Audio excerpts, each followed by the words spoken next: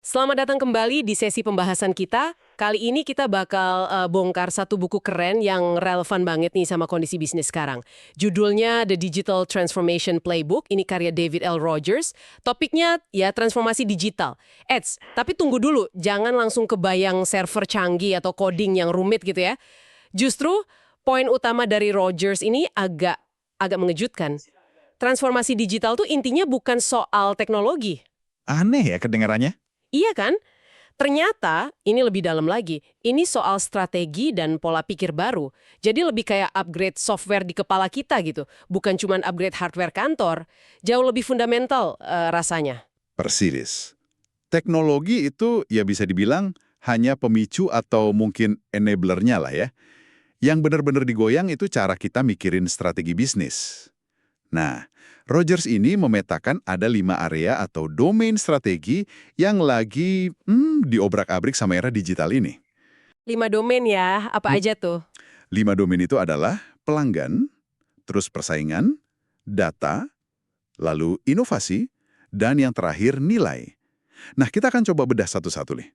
Kita lihat gimana aturan mainnya berubah dan apa artinya ini buat Anda yang dengerin. Oke, menarik banget. Kita mulai dari yang pertama deh, pelanggan.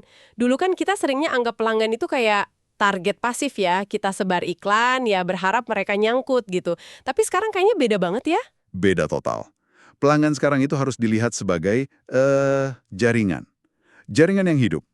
Mereka itu saling terhubung, ngobrol satu sama lain, saling mempengaruhi opini juga. Wah, jadi bisa ngebentuk reputasi brand kita dong. Betul. Ujung-ujungnya ikut ngebentuk reputasi merek Anda. Suka atau nggak suka. Komunikasi juga udah nggak satu arah lagi, dari perusahaan ke konsumen. Sekarang jadi 2 arah, malah bisa banyak arah, antar konsumen sendiri gitu. Hmm, Jadi pengaruh teman atau mungkin influencer di jaringan mereka itu, wah, seringkali lebih kuat daripada iklan jutaan rupiah. wah, iya juga ya. Berarti cara kita deketin mereka juga harus berubah dong ya.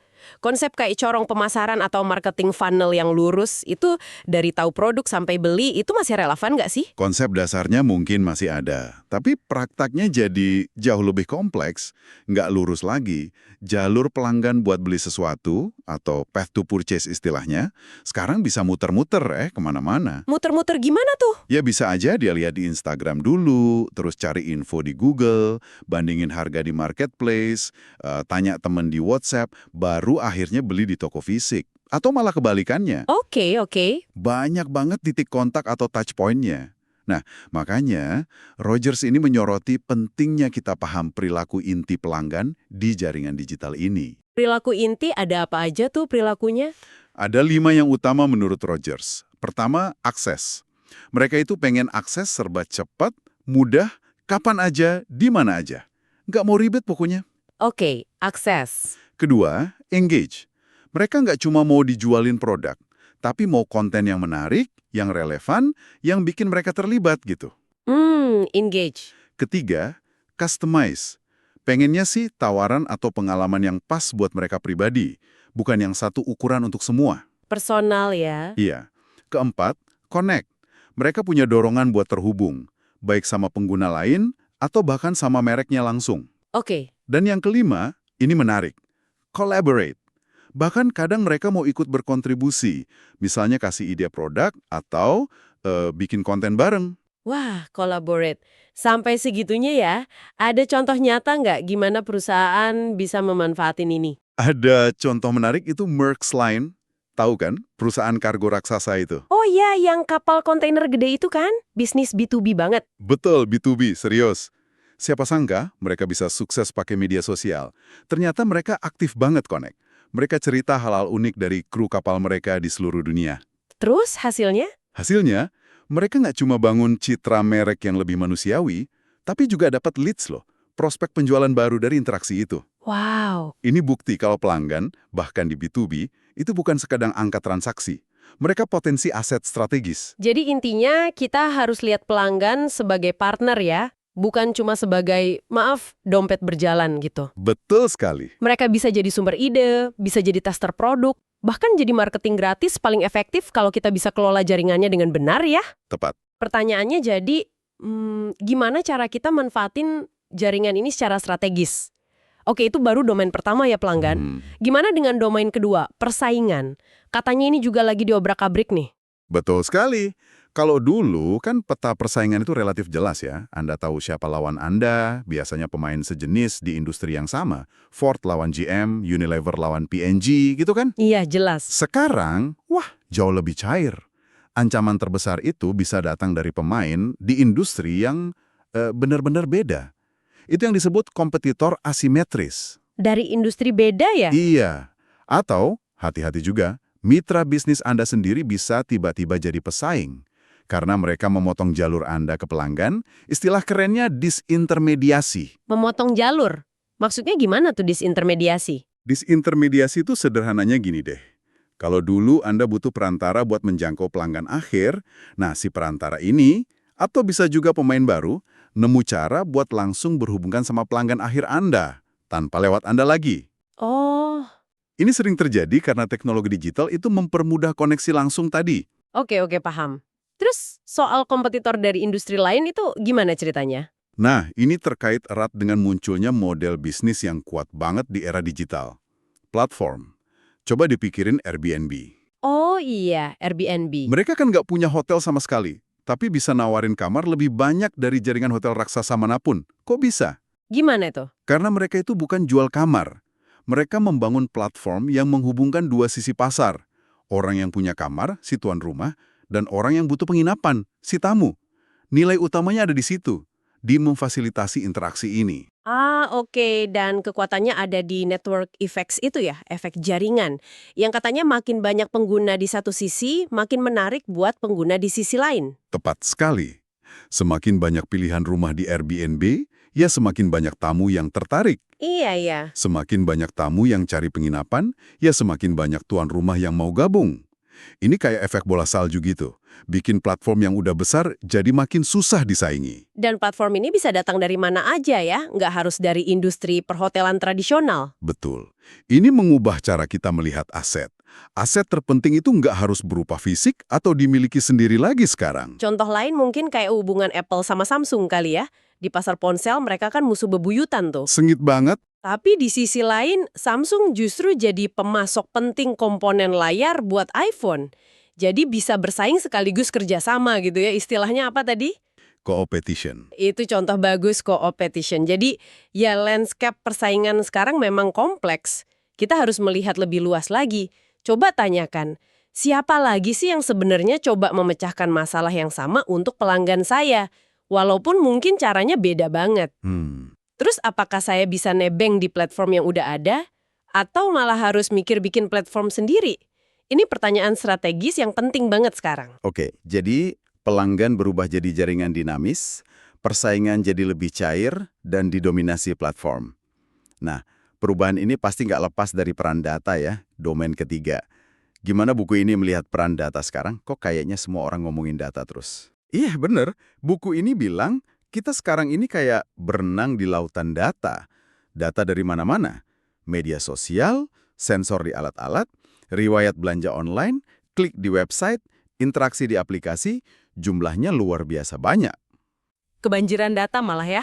Bisa dibilang gitu, tapi tantangannya bukan lagi soal, nyimpen data sebanyak mungkin. Tapi lebih ke, gimana mengubah data ini jadi aset strategis. Sesuatu yang beneran ngasih nilai tambah. Aset strategis, maksudnya kayak merek atau paten gitu ya? Sepenting itu? Betul. Data itu harus diperlakukan serius seperti itu. Makanya perlu ada strategi data yang jelas. Apa aja yang perlu diperhatikan? Pertama, ya kumpulin data dari berbagai sumber. Proses internal kita, interaksi produk atau layanan kita, dan tentu saja dari pelanggan. Oke. Kedua, jangan cuma jadi laporan masa lalu aja.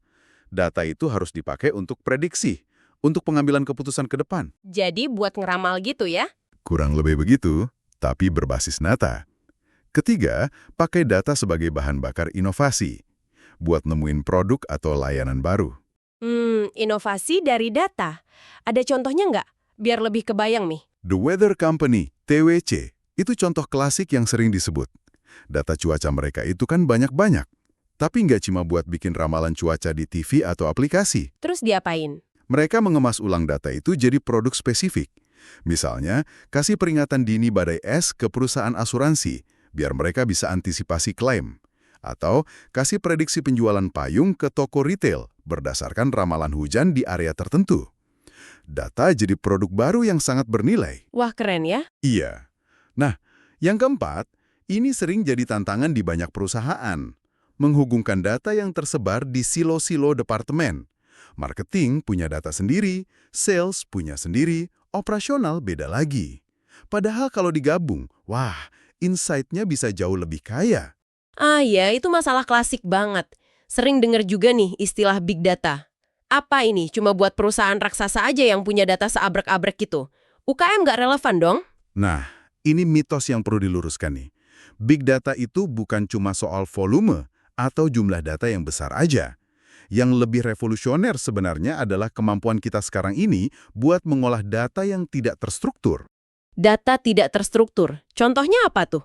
Kayak teks ulasan pelanggan di marketplace, rekaman suara dari call center, atau foto dan video yang diupload pengguna. Dulu kan, data kayak gini susah banget dianalisis secara sistematis. Iya. Sekarang, dengan teknik kayak machine learning atau mesin pembelajar dan natural language processing atau pengolahan bahasa alami, kita bisa gali insight berharga dari sana. Ditambah lagi adanya cloud computing yang bikin teknologi canggih ini makin terjangkau, bahkan buat UKM sekalipun. Oh, jadi intinya bukan cuma punya banyak data ya, tapi bisa mengolah jenis data yang beragam dan mengubahnya jadi keputusan atau produk. Kayak contoh British Airways dengan program Nomi mereka itu ya, yang katanya bisa kenalin penumpang VIP walau lagi terbang di kelas ekonomi. Persis, itu contoh bagus personalisasi berbasis data. Mereka menggabungkan data dari banyak sumber, riwayat penerbangan, preferensi makan, interaksi sebelumnya, buat dapat gambaran utuh pelanggan. Lalu info itu dipakai kru kabin untuk ngasih layanan yang lebih personal. Keren. Kuncinya yaitu, perlakukan data sebagai aset jangka panjang. Bangun kapabilitas untuk mengolahnya, dan jangan lupa soal transparansi ke pelanggan tentang bagaimana data mereka dipakai. Harus ada pertukaran nilai yang jelas. Jangan sampai pelanggan merasa dimata-matai. Setuju. Harus ada trust ya. Oke, jadi pelanggan sebagai jaringan, persaingan cair, berbasis platform, data sebagai aset strategis, 3 domain ini aja udah mengubah banyak hal ya. Sekarang kita ke domain keempat, inovasi.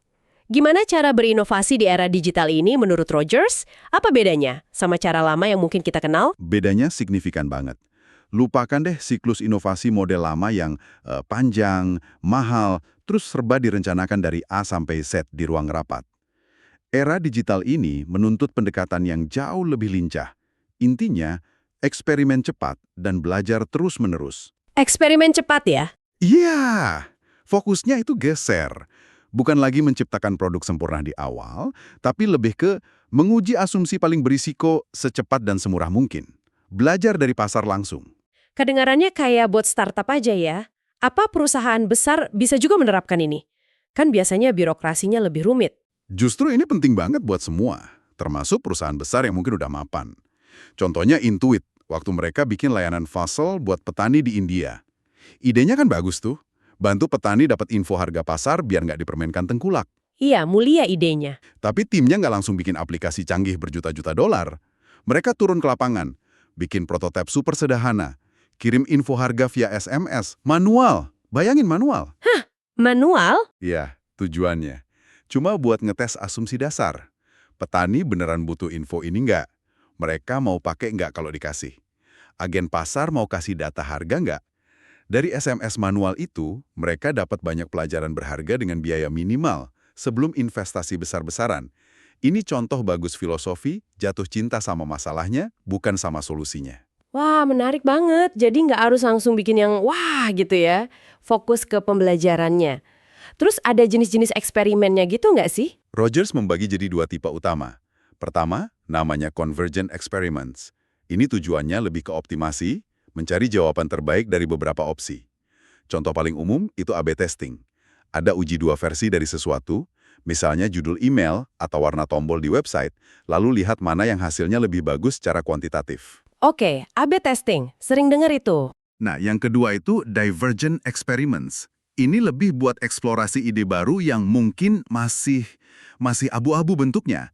Mungkin pakai prototipe kasar, sketsa, atau mock-up buat dapat umpan balik kualitatif dari calon pengguna. Tujuannya buat cari arah, bukan mengukur mana yang menang. Keduanya penting. Tapi kan eksperimen itu seringkali identik sama kegagalan ya. Gimana perusahaan bisa terima itu? Apalagi kalau budaya perusahaannya takut salah. Nah, ini tantangannya. Kuncinya adalah mengubah mindset tentang kegagalan. Yang dikejar di sini bukan nol gagal, itu nggak mungkin. Tapi kegagalan cerdas atau smart failure. Artinya apa? Gagal dalam skala kecil, cepat, biayanya rendah, tapi ngasih pelajaran berharga buat langkah selanjutnya. Gagal cerdas ya? Iya. Jadi prinsipnya, belajar sedini mungkin, jangan nunggu sempurna. Lakukan iterasi cepat, dapatkan umpan balik dari pengguna asli, bukan cuma dari bos di kantor. Fokus uji asumsi Anda yang paling krusial, yang kalau salah bisa bikin proyek gagal total. Kayak render runway dulu nguji, bener nggak sih wanita mau sewa gaun mahal tanpa nyoba dulu? Itu kan asumsi kunci. Betul juga. Dan ya itu tadi, terima kegagalan kecil sebagai bagian dari proses belajar, bukan sebagai aib. Ini tantangan budaya banget kayaknya ya, terutama di perusahaan yang udah mapan dan mungkin agak kaku. Jadi pertanyaannya buat kita semua mungkin, asumsi apa sih di kerjaan kita yang sebenarnya belum pernah diuji beneran di lapangan? Dan gimana cara kita bikin eksperimen kecil-kecilan minggu depan buat mulai nguji itu? Wah, jadi mikir nih. Oke, tinggal satu domain lagi nih, nilai atau value. Apa maksudnya di sini? Kayaknya ini fundamental banget. Betul, ini fundamental. Domain kelima ini ngajak kita mikir ulang pertanyaan paling dasar. Sebenarnya, nilai apa sih yang bisnis kita tawarkan ke pelanggan? Kenapa ini penting direnungkan lagi? Karena proposisi nilai atau alasan kenapa pelanggan memilih kita dibanding yang lain itu nggak statis lagi di era digital.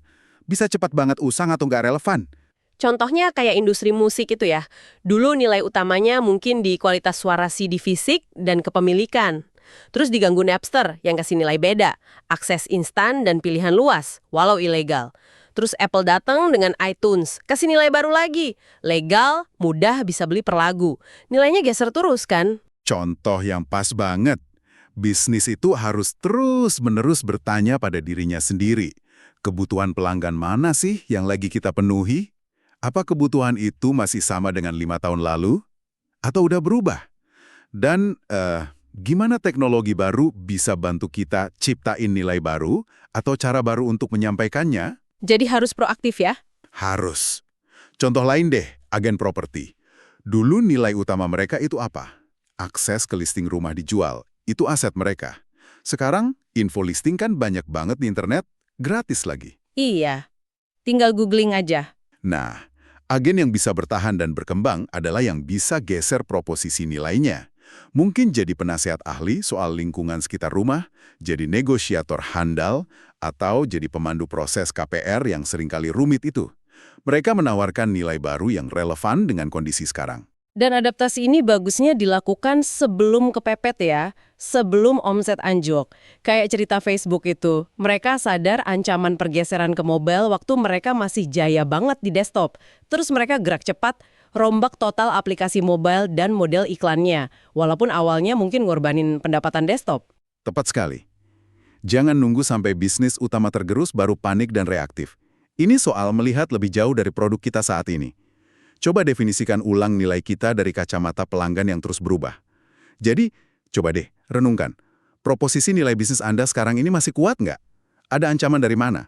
Dan yang penting, ada peluang nggak buat nambah atau ciptain nilai baru yang relevan dengan dunia digital ini? Oke, jadi kelima domain ini, pelanggan, persaingan, data, inovasi, dan nilai, semuanya saling terkait ya, dan menunjukkan perubahan besar-besaran di lanskap bisnis.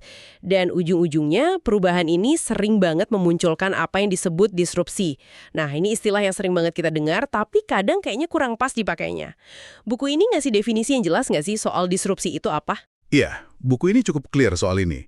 Rogers menekankan bahwa disrupsi itu bukan sekedar inovasi keren atau produk yang lebih bagus aja. Disrupsi bisnis yang sesungguhnya itu terjadi kalau ada dua syarat terpenuhi secara bersamaan. Dua syarat ya? Apa aja tuh? Pertama, pemain baru atau penantang datang dengan proposisi nilai yang beda banget. Beda dan dianggap jauh lebih unggul oleh segmen pelanggan tertentu. Mungkin awalnya segmen kecil, tapi potensial. Kedua, nah ini kuncinya. Pemain baru ini punya model bisnis atau jaringan nilai, cara mereka bikin, antar, dan dapat duit dari nilai itu yang secara fundamental beda dan susah banget ditiru oleh pemain lama atau incumbent. Ah, oke. Jadi harus beda di dua level ya. Di apa yang ditawarkan, yaitu nilai, dan di cara kerjanya, yaitu model bisnis atau jaringan nilainya. Ada contoh klasiknya biar lebih nempel. Contoh paling sering dipakai dan dibahas juga di buku ini ya, itu iPhone lawan Nokia. Waktu iPhone keluar pertama kali, itu bukan cuma ponsel yang lebih bagus dari Nokia saat itu. Nilainya beda total. Desainnya, layar sentuhnya, kemudahan pakainya, pengalaman internet dan musiknya, plus yang paling penting, ekosistem aplikasi via App Store. Ini proposisi nilai yang benar-benar baru. Iya, beda banget rasanya. Dan cara kerjanya juga beda kan?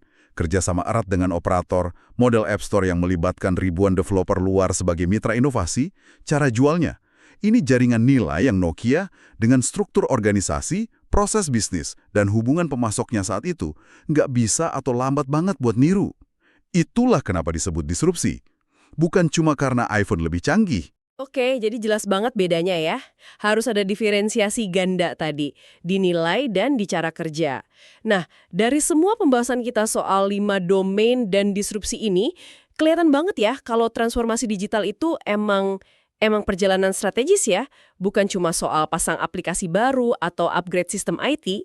Betul sekali, ini soal mengubah cara kita memandang dan berinteraksi dengan pelanggan kita. Melihat lanskap persaingan yang baru dan lebih luas, menjadikan data sebagai aset inti, bukan sekedar laporan, menanamkan budaya eksperimen dalam berinovasi, bukan takut salah, dan terus-menerus mengevaluasi serta mengadaptasi nilai yang kita tawarkan ke pasar. Ini kerjaan jangka panjang yang menyentuh inti bisnis kita. Dan butuh kelincahan organisasi ya pastinya. Nggak cuma punya ide bagus, tapi juga bisa eksekusi cepat. Kerangka 5 domain dari Rogers ini kayaknya bisa jadi semacam peta yang berguna banget ya buat navigasi di era yang serba berubah ini. Sangat berguna. Paling tidak sebagai kerangka berpikir strategis ya, membantu kita memetakan di mana saja perubahan besar sedang terjadi dan area mana yang perlu jadi fokus perhatian kita ke depan. Nah, sebagai penutup sesi kita kali ini, ada satu pertanyaan nih buat Anda semua yang dengerin untuk direnungkan, terinspirasi dari obrolan kita barusan. Dengan semua pergeseran di 5 domain tadi, pelanggan, persaingan, data, inovasi, nilai, coba pikirkan, asumsi paling mendasar apa sih tentang industri atau pekerjaan Anda yang sekarang rasanya paling goyah atau usang? Pertanyaan bagus itu. Dan nyambung ke domain inovasi tadi, kira-kira eksperimen kecil apa yang bisa Anda coba lakukan mungkin minggu depan untuk mulai menguji asumsi yang goyah itu? Nggak usah yang besar-besar dulu. Coba dipikirkan ya, sampai ketemu di pembahasan mendalam berikutnya.